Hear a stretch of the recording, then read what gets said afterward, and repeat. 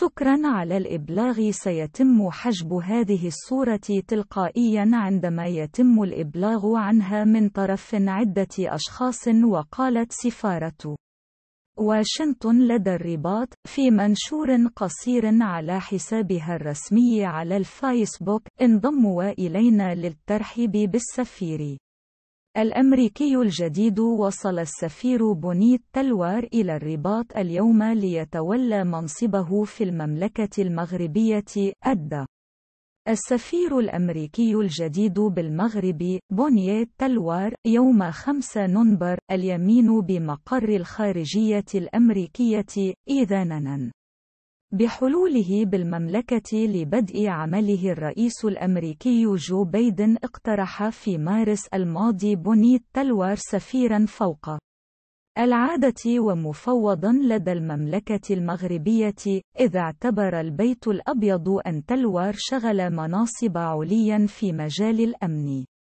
القومي والسياسة الخارجية بوزارة الخارجية والبيت الأبيض ومجلس الشيوخ الأمريكي. ويشغل تلوار منصب كبير مستشار وزارة الخارجية، فيما شغل سابقا منصب مساعد وزير الخارجية للشؤون السياسية والعسكرية والمساعد الخاص للرئيس، ومديرا في مجلس الأمن القومي، وكبير الموظفين في لجنة العلاقات الخارجية بمجلس الشيوخ الأمريكي. وكان تلوار باحثا أول في معهد سياسات مجتمع آسيا، وباحثا زائرا في مركز جامعة بنسلفانيا، ومستشارا لمنظمة انترميدت غير الحكومية لحل النزاعات، وأستاذا غير مقيم في مركز جامعة جورج تاون